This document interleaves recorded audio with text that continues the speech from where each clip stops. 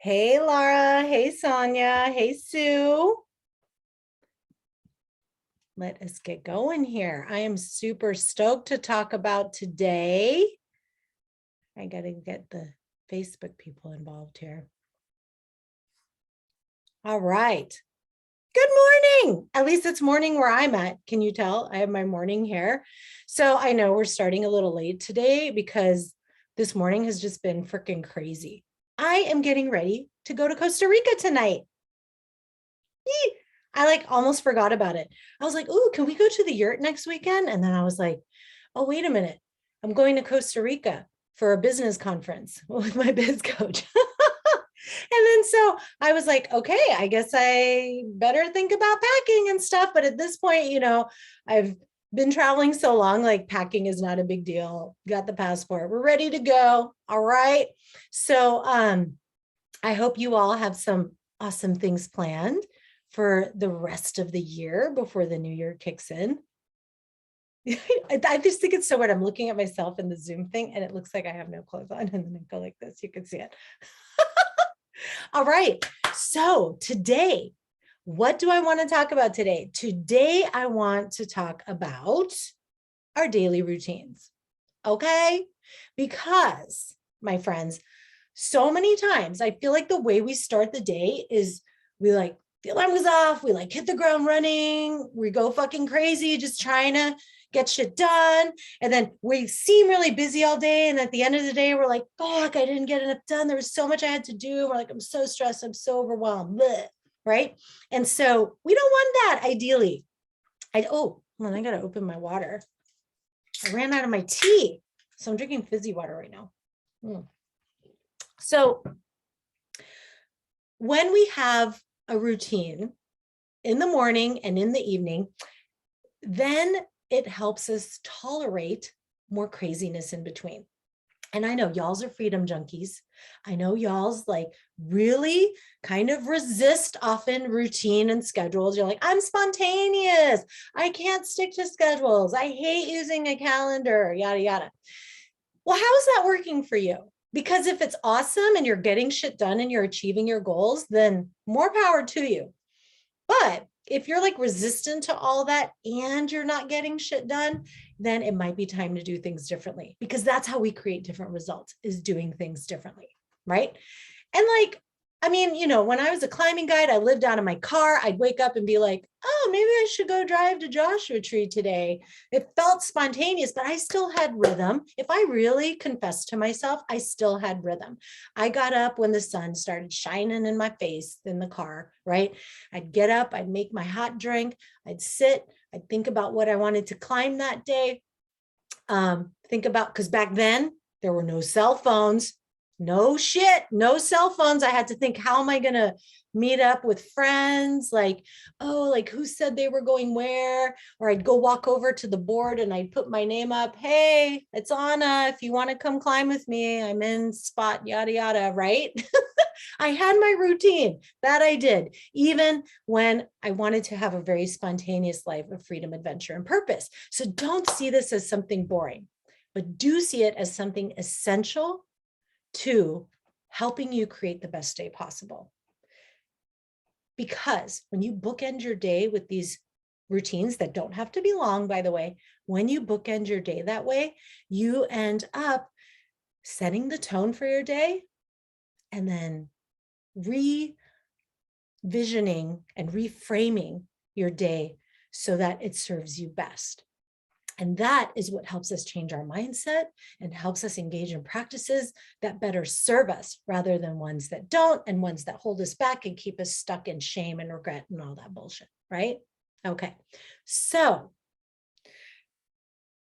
in the early morning hours, we know that the mind is very impressionable, right? When I would do meditation retreats in Nepal, we were highly encouraged to get up and do the meditations like in the fucking dark, like before the sun came up, right? Because it's a very impressionable time of day, really good for meditation. So for me, in the morning, one of the first things I do before I even open my eyes, y'all, when I just am like, oh, I'm awake, I don't even open my eyes. 3 things I'm grateful for.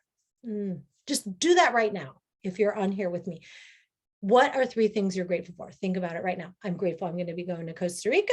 I am grateful for hats that can hide my bad hair day. And I'm grateful for my little puppy that just walked in and then just walked out, right? Like, and really feeling grateful for that, not just doing it like sort of half-assed, right? Then I go into what thoughts I really want to practice. Maybe it's some thoughts I practice every day, all the time. Like the way I grew up, because of the way I grew up, I didn't feel very safe, right? And so one of the things I say every morning to myself is, I am safe, happy, and loved. And I feel what that feels like to be safe, happy, and loved. And I practice that.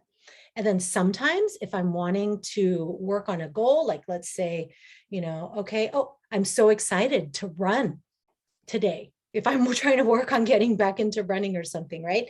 Practicing new thoughts like, oh, I am so excited that I'm going to be making more money this month, right? Or I am so excited that I am going to more easily forgive today.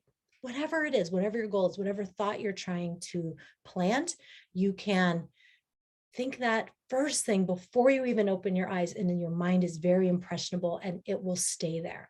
All right. Okay, so why is this? Now, there are lots of theories about why we might have these more impressionable times of day and whatnot. I won't go into the neuroscience behind that. I want to kind of focus on the body clock and being in rhythm with nature, because we are animals, whether we want to resist that or not. And it behooves us to look to nature as an example and to keep our rhythms matching nature, right? So if we look at Ayurveda, they have like a body clock, the Chinese body clock as well, for Qi. And we can say, okay, when in Ayurveda, the Vata time is 2 a.m. to 6 a.m. and 2 p.m. to 6 p.m. That is associated with the element of air, right? And it's with movement and lightness and a centering with ourselves. And it makes sense that waking up at that time of day, we might feel more refreshed if we've gone to bed at a proper time, but also good for meditation, for setting intentions, for saying our gratitudes, right? Kapha time, 6 a.m. to 10 a.m., 6 p.m. to 10 p.m. That's more grounded energy. This is why if we sleep in too late, it's harder to get up. It's harder to get going in the day, right? That's our grounding energy. That's why it's good to go to bed at around that 9 p.m. I know it sounds hella early to some of you, but when we want to focus on getting up early, that's an awesome time. It's said that for every hour of sleep we get before midnight, it's like double the benefits, right? Pitta is like fire, right? 10 a.m. to 2 p.m., 10 p.m. to 2 a.m. And so that's when our digestive fire is strongest. We should have our biggest meal of the day then, right? We're also very, are like mentally astute, very productive. I know for me, that's true. It's when I do all my content creation.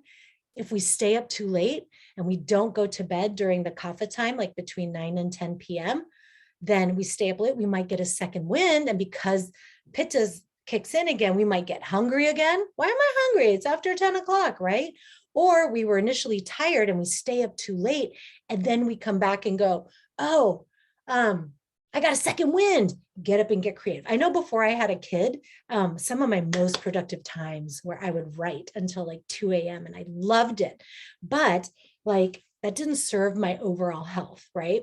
So think about these rhythms. These are rhythms of nature. These are rhythms of our bodies. And if we can have a routine that aligns with that as best as possible, doesn't have to be super strict, okay? We're going for what we can do here. It sets us up for an awesome day where we can more have a positive mindset throughout our day, right? We can be more resilient. We have more capacity throughout the day, okay? So what are some of the key elements of a daily routine? First of all, it doesn't have to be freaking long, okay? You can have a short version and a more relaxed version. I have like a 10-minute version that I know I can do no matter how busy I am, right? Here it is. So I told you the first part of it. Before I even open my eyes, 3 things I'm grateful for, and then I practice my thought work, right? I get up, I drink a pint of water, sometimes with lemon. Ooh, no, first tongue scraping, then drink the water, floss, brush, right? And then I sit on my meditation cushion. I do a self massage through like all over my body to get the blood flowing. It feels so good. Do my face, my ears, everything, head to toe. And then I do like a breathing exercise, like alternate nostril breathing, right? Nadi Shodhana.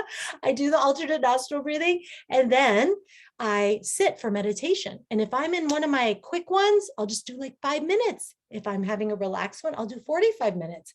I just make sure that I get that in. And then some movement. If I'm super busy, 5 sun salutations, 5 times. Ideally, most of the time I can get out and go for at least 30 minutes of cardio, ideally outside. This gets your energy going. Even if you're the type who wants to exercise after work or at the end of the day, getting in a bit of movement in the morning is key to getting your energy flowing so that you can have optimized energy throughout the day. Okay? Okay. So then what do I do after that?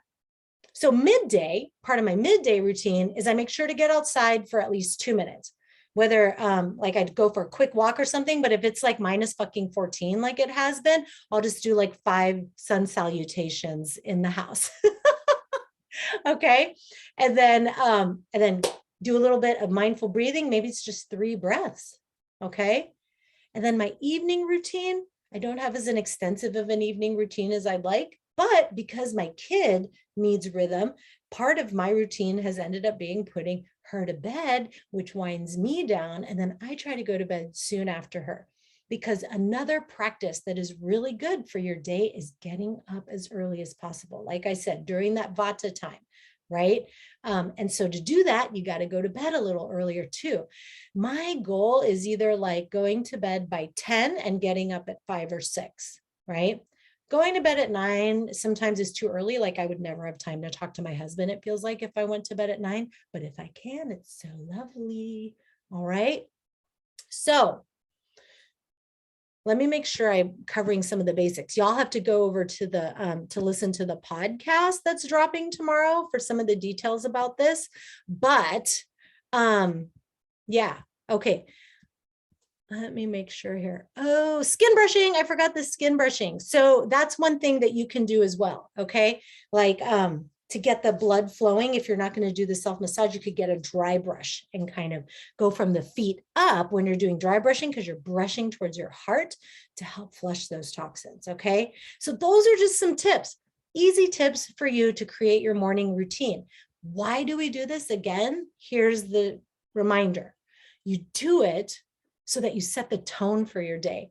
When you start your day like that, it's going to be way better than if you hit the snooze button 20 times, roll out of bed, go fucking crazy and spill your tea and running late and getting stuck in traffic and all that kind of shit. When you start your day with that sense of regularity and routine, your body and mind go, yeah, this is good.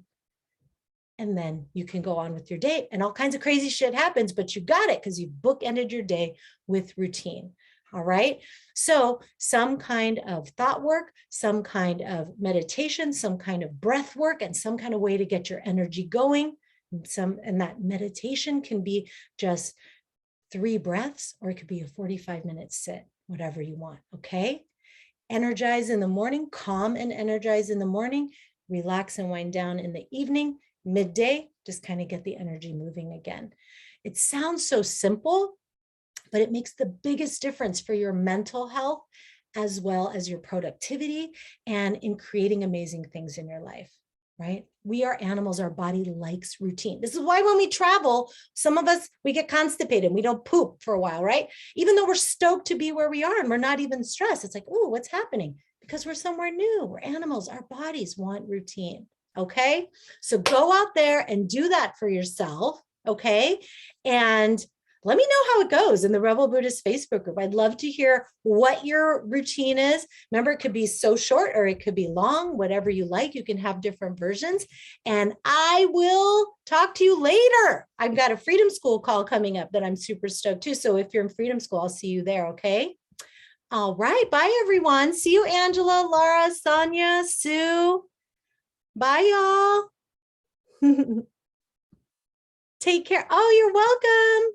Bye, Cindy. Bye, Pam. Bye, Karen. You're welcome.